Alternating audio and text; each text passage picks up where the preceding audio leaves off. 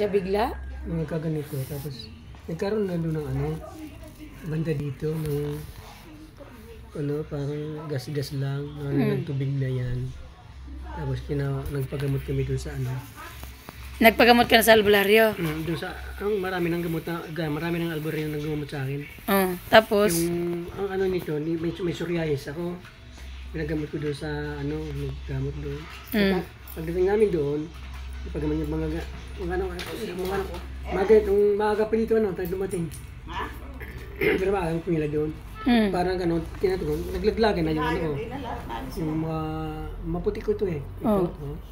Tapos pati natanggal na ito. Kinayod na. Natanggal na. Tapos pagkatapos ng psoriasis mo, ito na sumunod? Ito na. Parang binuhusan ng ininit tubig? Naglobo siya, nagtubig. Pero yun, bago nangyari yun, ano yung nararamdaman mo sa sarili mo? Humihilab yung sikmura mo? Pag kumain ka?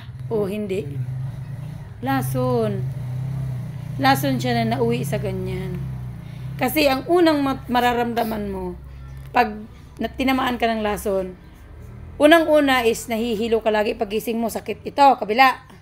Tapos pag kumain ka, ilang minuto lang, hilab na naman ulit, nagugutom ka na naman ulit, kakain ka na naman ulit. Pagkain mo na naman siya, mga 1 oras na kalipas, gutom ka na naman. Tapos pagkatapos ng ganyan, may mararamdaman ka niya na may lalabas sa mo. Pero mag-i-expand muna yung balat mo. Pag nag-expand yung balat mo na parang magbitak, para siya magbitak na magtubig, yan na yung tama ng lason. Pag nag-expand ka na, pag nagbitak siya, pag lumabas, pag nagkatapos ng bitak, ganyan ang lalabas. Meron din akong pasyenteng ganyan, pero malala pa dyan.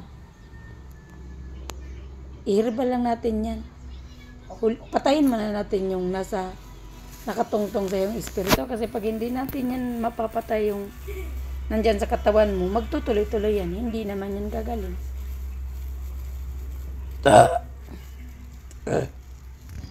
Ang lala ng sitwasyon na yan.